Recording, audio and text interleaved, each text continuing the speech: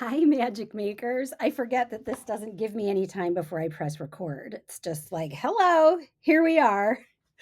So, hi, how is everybody doing today? It's been a while since I've done a post here on Substack, and I've had some new people pop on lately. Thank you so much for supporting me and following me in this little magical journey. And I thought, it's always good once in a while to put a face to all the words that you read on Substack. So here I am. My name is Susie. So nice to meet you. And yeah, I've been busy over here, which is why I have not been contributing to Substack more regularly. I've just been in the throes of finishing my dark fantasy novel. The working title is called Truth Mercurial, which I think I've probably posted about already. But wow, it was over 3 years in the writing, and I recently finished it and have started the query process. So, for those of you that don't know what that is, and why would you if you're not a writer? Um, Basically, once you finish your work, your body of work, and you want to get it published, if you're looking to go the traditional route, then typically most publications will not accept your work unless you are represented by a literary agent. So, querying is basically trying to come up with a very succinct, tiny little, I think it's not 500 words or less, synopsis of your story. um, Basically, who you are, what, if any, experience you've had in writing, and all of that in this little tiny letter. And hopefully, they get back to you and say, "Oh, that that book sounds really interesting. Send the whole thing to me so I can read it." So that's what I'm doing right now, is trying to come up with that perfect query letter to start sending it out and hopefully get some interest in my dark fantasy novel. So that's been really exciting. But I also wanted to share with you. Obviously, those of you know who have read my posts and know more about me. I love the tarot. I live the tarot all the time. But I am also one of those tarot readers that doesn't really look to the tarot as a fortune teller or a guide that tells me what to do in my life.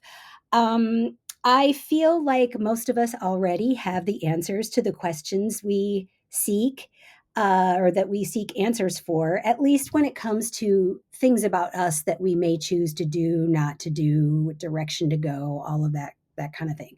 To me, the tarot works as sort of this validation for us many times, a little nudge to push us either there or maybe to step back from something we're wondering about because we already kind of know inside.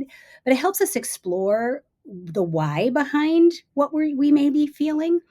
The other thing I love about the tarot is it asks you to explore the right questions for yourself that need to be answered. And the funny thing about the tarot can be a real bitch, let me tell you, because I can't tell you how many times you'll want insight on something and it doesn't really tell you anything. And you're like, thanks a lot.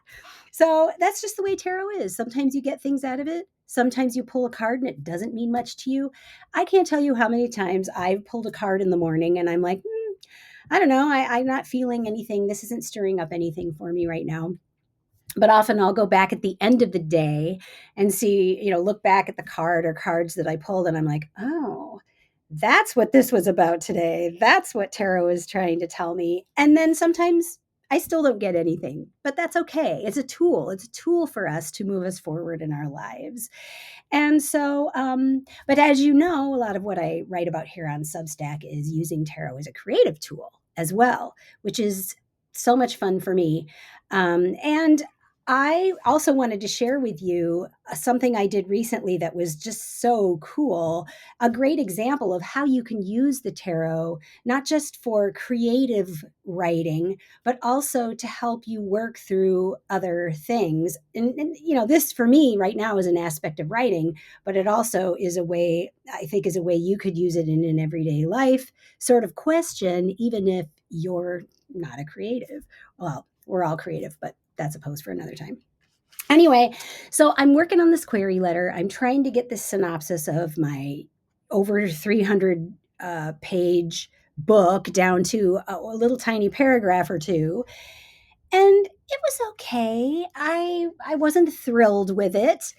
And then all of a sudden I thought, well, why don't I ask the tarot if she has any suggestions as to another direction I could go with it, or it was a very open-ended question, like what sort of things will be prompted in my brain about this synopsis. And so I shuffled the cards, and obviously I did this a while ago, so I just pulled out the cards to show you. I got the Page of Wands and the Three of Cups. And immediately I was thinking, oh, okay, so what I'm writing right now is a very sort of, I don't know, bland, if you will, sort of retelling of what the story is about. But these cards told me, the wands are all about your fiery passion for something, a cause or something that you're excited about or that you want to do. And often it's a creative pull. And the page is this youthful spirit, right? That they don't really know much yet, but they're out there learning so they can move forward in their fiery way. And so immediately my thought was, and especially combined with the cups, remember, that are also about love, passion, emotions. I thought I've got to get myself and my passion for my story in my query. I'm not doing that enough. I'm just kind of overthinking. Gee, that's something I always do. Overthinking it all when I need to look back and think, why do I love the story so much? What do I want people to get out of it? How can I bring that forward in my query letter, in the synopsis of my book? And so immediately I thought, I need to take some actual lines from my book and put it in the synopsis, this query letter. So I did that. And then the Three of Cups as well. Again, as much as, a lot of this card is, celebrating feminine energy. Maybe there's a little celebration coming up. But I sort of took it as a partnership with whoever, queries, whoever may want to take me on. And also just, again, the excitement, the fun of all of this, because it's so easy when you're doing something that's hard to get caught up in the difficult process of it. But think about, I tried to remind myself, what am I doing? I am trying to get this book that I've had in my head out into the world, something that I'm so passionate about and so excited about, and is basically my heart. And I've finished it, and now I'm working to get it out there. And that's very exciting, right? That's something to celebrate. So instead of getting all angsty over this, I need to take a step back, breathe, and celebrate that I'm at this process, that I have this opportunity to try to convince someone to basically invest their time in me. And that's a wonderful place to be. So these cards really helped me shift my angsty mindset and tap into why I'm writing this book, how passionate I feel about it, and how I need to make sure and bring that to the forefront of what I'm doing and make everyone else see my passion for my project as well. So, isn't that cool? There's tarot helping me out with something like that. So, it's just so powerful. The other thing I've been working on, I just got recontracted for my horror calendar. This comes out every year. Well, so far, this will be my fourth year for 2027. This is actually the 2025 year. This is how far ahead we are with these things. The new 2026 calendar is out right now because we're all buying our new calendars for next year in May, right? But you can purchase it now. So it's one of those fun little desk calendars that you tear away a page every day. So I always joke, now you can say someone who actually writes those things. They are written, and they're fun. And, I have to find lots and lots and lots and lots of trivia and facts, one for every day to be exact, and some extras. So I just got contracted for 2027, so I have a deadline now for that. So that's another thing that's been keeping me busy. So this is called the Horror 2020, now it'll be 2026 daily calendar, terrifying trivia for fright fanatics. So basically, any of you who love horror like I do, I cover horror movies, horror books, horror creatures, horror villains, and horror history. And no, not horror. So many people say that to me. They're like, "What? You write a horror trivia calendar?" No, horror, horror, however you want to say. So anyway, there's that. And then in the my last actual post that I wrote, I talked about the moon phases. And if you didn't see that, I posted my favorite little sort of chart that I found on Pinterest. Sadly, not able to give the person credit because as much as I looked, I couldn't find the original person who created this. And it's so amazing. So I have it stuck in the back of my 2025 tarot planner, whom Owl and Bones Tarot creates this, and I'm really hoping Catherine is the mastermind behind it. I'm really hoping she does another one for next year. This might be the last one. It's my favorite tarot planner. So anyway, I taped it in the back of my planner so I can check it every day because I have a terrible memory. I always have to check because I never remember. And so this whole querying process, I'm in the process right now of paying someone to kind of go over it for me and kind of edit some of the things.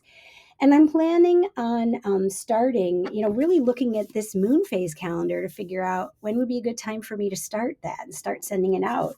Another thing that I have been wanting to do, a couple things, is starting to maybe create some social media accounts just for my book, Truth Mercurial. And so I was looking at that phase this morning and thinking, okay, I'm going to wait until it's either the new moon, which is new beginnings, or the waxing crescent moon, which is setting your intentions, send your hopes and desires into the world. So, what a perfect time to start something like that. So, I'm trying to be more mindful of some of those things because it's fun and it helps me. I like, again, as a Virgo, I like to be organized and sort of have a plan. And why not consult the moon, which is so powerful in its cycles and reminds us about our cycles, which has been really great. Another thing I thought I'd like to do more often on my socials, I see so many great people who pull cards, and sometimes I feel like it's sort of saturated out there. Like, how many tarot cards do you need pulled for you in a day? But again, we all read them differently. We all interpret them differently, depending on who we are, how we see things, what's going on in our lives at the time, what's going on in the world, what we're noticing around us. So I thought it'd be fun to start pulling cards more regularly, and I'm going to start doing that on the socials too. So today, I thought I would pull a card today. Oh, this one kind of just fell out, so that's the one. I always pull the jumpers. If any card falls out while I'm shuffling, even though I'm a terrible shuffler, it's probably really because of that. But but I choose the card that jumps out, the jumper. So today, folks, we have the Six of Swords. I love the Six of Swords. It's one of those cards that it can be kind of hard to interpret because on one hand, we've got kind of a gloomy, stormy sky. We've got sort of an angry sea or lake or whatever body of water that is that they're in. And, these figures in the boat are looking kind of defeated, sad, cold. And they could almost be, they're escaping from something. And this person is helping them escape. Now, if I look deeper into this card, I remember that the swords are all about our thoughts, our communication, maybe some plans or, logical things that we're working through. And I feel like, it's really going to weigh that boat down. All those heavy swords are going to weigh that boat down, and they're feeling that weight right now. But the farther they go along, I picture in my mind them getting rid of those swords one by one, dropping them in the water and lightening their load. And this is exactly what this card is about. It's about going towards something, not so much running away, but moving towards something. You'll see these swords are in the front of the boat, which means they're following these plans. They're following these ideas that they know are right for them, and they're taking action. Because remember, the swords are also about taking action. And then, they've got this guide, this helper that is leading them through this. So, what in your life is calling to you right now to move toward it, to make that decision, even with things around you that feel a little unsure? Maybe you're getting a little resistance, but it's something you should be moving toward. And that can be something big, like actually moving somewhere, or it could be, what other people would see as very small, something you've been wanting to start but haven't yet, or anything like that. And then also look for your helper. Who's the person that you can look to for guidance, for advice, anything like that, because we're never alone with things like that. There's always something we can read or someone we can reach out to or, check in with that can help us sort of talk through things, or maybe even, you know, show us something or give us an idea. And that's the thing that I think is so important too. When we're going after something that we want, it's really important to talk about it, because you just never know who is going to have a connection for you or some great advice because they've been through it. You didn't even know that they did that before.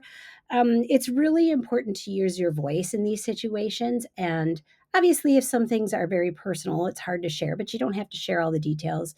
But don't sit in your little hole and try to figure things out. You don't have to be alone. You can look to other things to help guide you.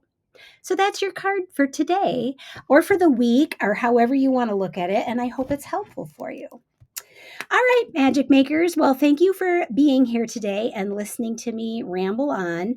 I hope you got some great ideas from the tarot. I hope maybe you're thinking about, if it's not the moon cycles, something that can kind of help motivate you with the things that you're trying to do. And if you're living here in Minnesota, I'm hoping you stay warm because, boy, it's cold here right now. I mean, it's spring. It's supposed to be like this. We had 90 degrees the other day, and it was like, that was a little weird. And here I am, the Minnesotan, talking about the weather. It's a very common thing for us Minnesotans. So, again, thank you so much for being here, and I'll be back soon. Take care. Have a magical day. Bye.